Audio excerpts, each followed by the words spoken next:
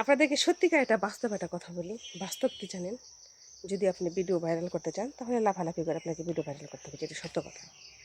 আর একটা কথা, সংসার জীবনে আপনি যদি খুব লক্ষ্মী এবং ভালো বউ হন, দেখবেন আপনার সুখ হবে না। আপনার সাথে সবাই লাইগা পুইরা থাকবো, জ্বালা যন্ত্রণা দিব, কষ্ট দিব। আর যদি মনে করেন আপনি একজন বাজে মানুষ হন, সংসারের প্রতি আপনার কোনো মায়া দয়া না থাকে, দেখবেন সেই সংসারে আপনি ভালো আছেন। এটা হচ্ছে আমাদের দেশের কালচার, এটা সত্য কথা।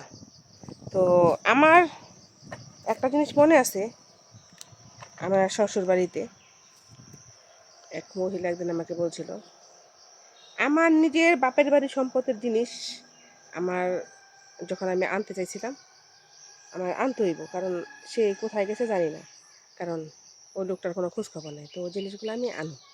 তো দেয় নাই নর্মালভাবে, তবে তারপরে আমি বাধ্য হইয়া ওই এলাকা থেকে দুজন পুলিশ নিয়ে গেছিল।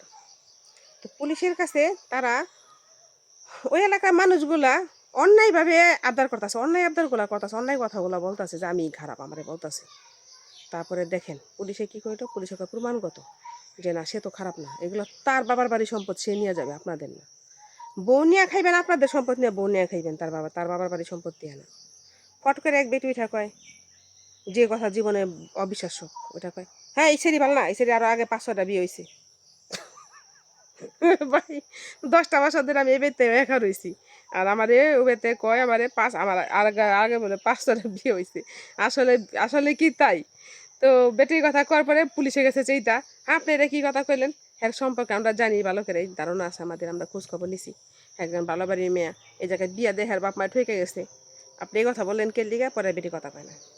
তো যেই মহিলাটা এই কথাটা বলছে, সেই মহিলাটা এখন কিন্তু আমি যদি আবার ওই বাড়িতে যাই, সে কিন্তু জানে সে যে মিথ্যা কথা বলছে এবং আমার উপর জিদ্দে ছুটে আমি জানি ওই এলাকা থেকে না, তার জন্য বলছে।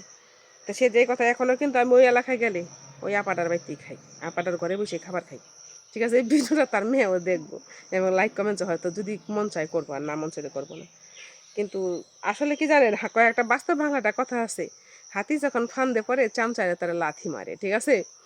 তো তখন কিন্তু আমি ওই লোকটা যেহেতু কই আছে জানতাম না, ওই ভালোবাসা প্রেম টেম করে কই জানি পালায় পালাই গেছে, বুঝছেন না।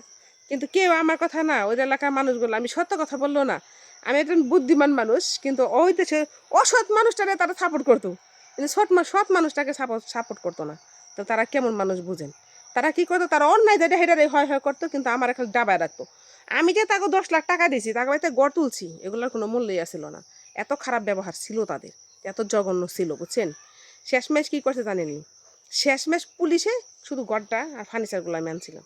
10 লাখ টাকা কিন্তু আজও পর্যন্ত কিন্তু আমার দেয় নাই।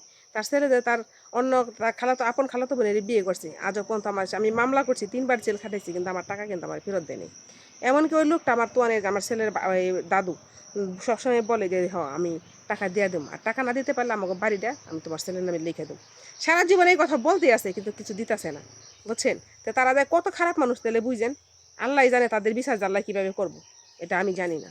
কিন্তু একটা জিনিস দেখলাম আমি, যে সৎ মানুষের প্রতি, বুঝছেন, অবিচারটা একটু বেশি হয়। কিন্তু আমার প্রতি কিন্তু অতিরিক্ত অবিচার হয়েছে, কিন্তু আমি কোনো বিচার পাইনি। আর জেলখানায় নেয় ছাইরা দেয়, এখনও মামলা হয়েছে, এখন হয়েছে কি জানি কয়, ওই যে সাজাপ্রাপ্ত কারে কয় সাজা হয়েছে, সে সাজাও কিন্তু তারা কিন্তু পুলিশে ধরে নাই, পায় নাই। হ্যাঁ, ডাটে দিব্যি পাইতেছে না, উঠে নেই, কাম করতেছে, খাইতেছে। এই যে টিকিটপুর একটা রেস্টুরেন্টে চাকরি করে দেখাইছি, খাইতেছে, বাইতে উঠে নেই, কারণ সে আগের মতো জমজমা নাই, হয়তো বড় লোক নাই, কিছু টাকা কামায়, কিন্তু ঠিকই কিন্তু জীবনযাপন চালাইতেছে। সেই বউটারে নিয়ে, বাচ্চা নিয়ে, একটা বাচ্চা হয়েছে। কিন্তু চিন্তা করেন কত বড় মানুষ, আমার টাকা যে খাইছে, আজ পর্যন্ত আমার টাকা দেয় না, আমার টাকার জন্য নাকি আমার বিয়ে করছিল।